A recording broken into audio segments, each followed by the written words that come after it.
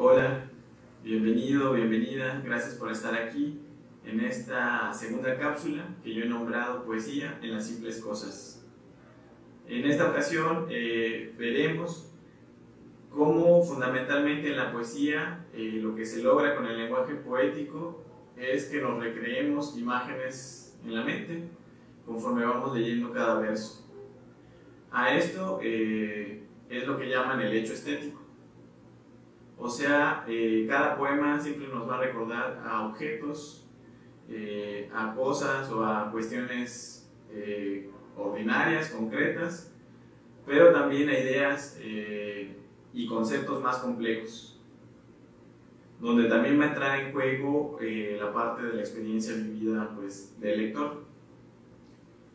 Leeremos algunos poemas de autores consagrados, aunque quizá no tan conocidos, pero también leeremos poesía escrita por niños y jóvenes que también nos van a mostrar de forma muy creativa y divertida y con esa espontaneidad o chispa que sabemos que tiene la infancia, que la poesía hace eso, crear imágenes en nuestra cabeza. Todos tenemos la potencialidad de escribir poesía, eso lo vamos a comprobar también hoy. Porque humanamente tenemos la capacidad de imaginarnos otros mundos posibles a lo que conocemos o creemos conocer, pero también tenemos esa capacidad de razonamiento. Tenemos una inteligencia que no solamente es, ¿cómo decir?, abstracta, sino también una inteligencia incluso emocional que entra en juego a la hora de que nos ponemos a escribir pues cualquier cosa, ¿no? Poesía, pero también algún pensamiento o alguna reflexión que escribamos en prosa, por ejemplo. Vamos a leer algunos poemas que tienen en común, que escribieron sus autores inspirados o motivados en un objeto que tenemos por conocido, que es el árbol. Pero yo diría que más que hablarnos del árbol, lo que van a hacer estos poetas, estas poetisas, será hablarnos de la idea humana que tenemos del árbol, de las características o virtudes que nosotros vemos en estos seres vivos vegetales y con las cuales nos identificamos. Así que, en realidad, en el fondo, lo que vamos a notar, a identificar, son elementos de la naturaleza humana en esos poemas y en esos versos que efectivamente están escritos de forma muy bella y creativa. De tal manera que cuando nos animemos nosotros a escribir algo, bastará incluso con mirar a nuestro alrededor, nuestro entorno físico, material, como puede ser un contexto agradable como un paisaje hermoso, pero también nuestro contexto o nuestro entorno social, cultural, que también nos va a dar pistas y materia prima, como palabras, nombres de las cosas, conceptos e ideas, para escribir nuestro poema y expresarnos de esa manera, pues de forma, como ya decía, muy reiteradamente, de una forma muy humana y muy profunda. Empecemos con un poema llamado En el árbol de mi pecho, de la poetisa Gloria Fuertes. En el árbol de mi pecho hay un pájaro encarnado. Cuando te veo se asusta, aletea, lanza saltos. En el árbol de mi pecho hay un pájaro encarnado. Cuando te veo, se asusta, eres un espantapájaros. Es un poema muy bonito en el que inmediatamente identificamos un sentimiento como de congoja, ¿no? Es decir, como un sinsabor, ¿no?, que una persona puede tener con respecto de otra. Y si pensamos que esta poetisa escribía sobre todo para niños, entonces podemos pensar también en que se refiere quizá a los temores infantiles, que muchas veces son originados pues por el temor a ciertas personas, ¿no? De tal manera que este poema entonces también sería una especie de lección, ¿no? O enseñanza, por ejemplo, para nosotros los adultos, para tener mayor atención sobre esos temores que pueden tener los niños, un poco también para proteger, ¿no? Por ejemplo, esa inocencia infantil. Y continuemos ahora con un poema, el fragmento de un poema de la maestra de América, que es Gabriela Mistral. Este se llama Himno al Árbol. Himno al árbol. Árbol que anuncias al viandante la suavidad de tu presencia, con tu amplia sombra refrescante y con el limbo de tu esencia.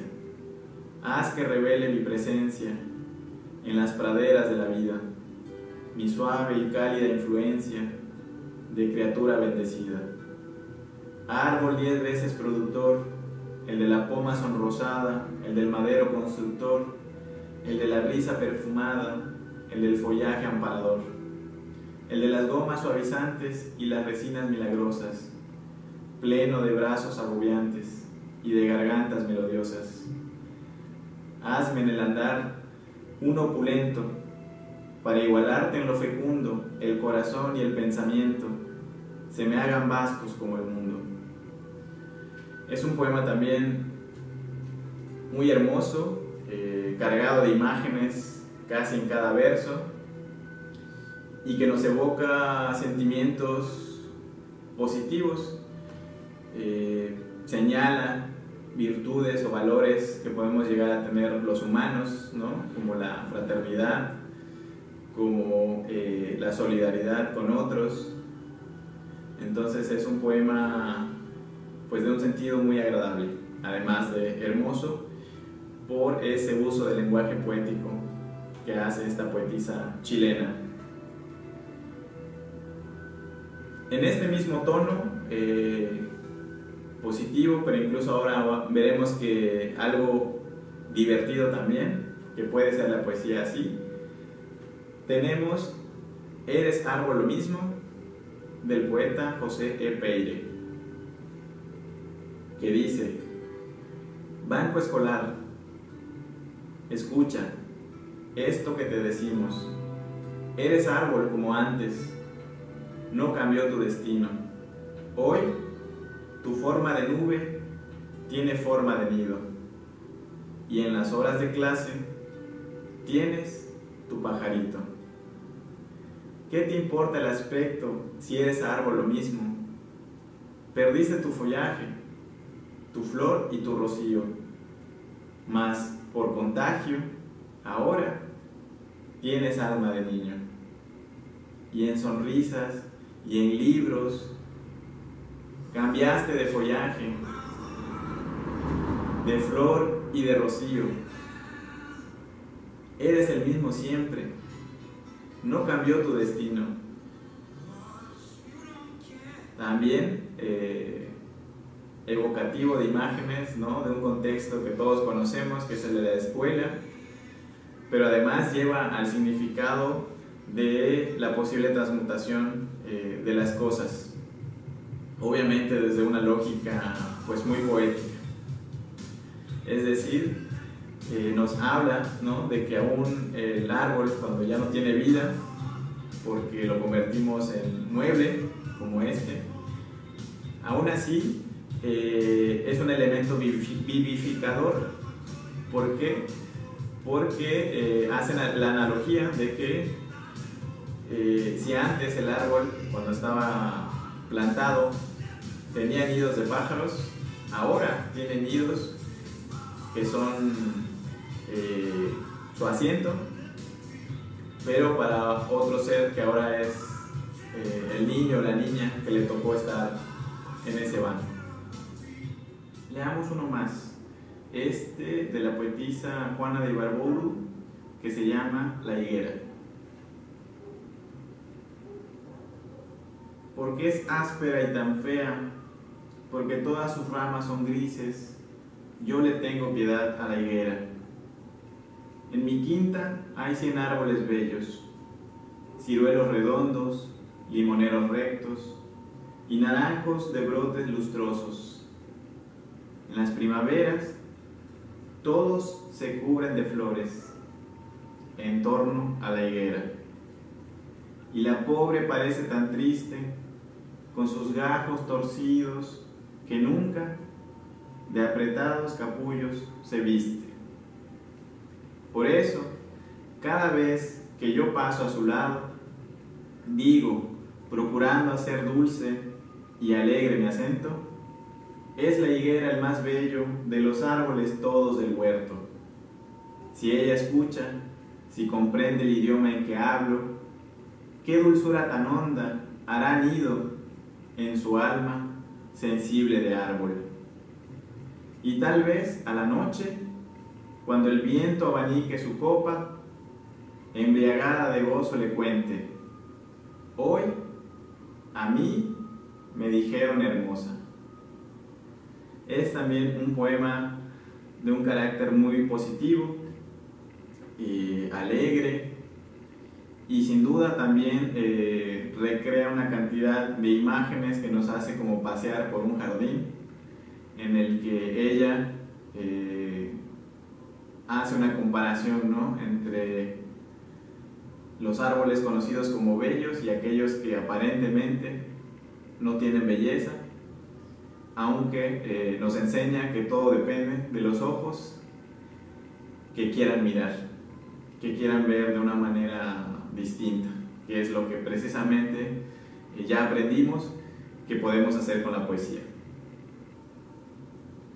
Ahora, hay que decir que todos estos poetas en estos poemas han utilizado una figura retórica que se llama prosopopeya o personificación, que básicamente se trata de una figura literaria en la que se dota de características o rasgos humanos a animales u objetos inanimados que en sí no las tienen.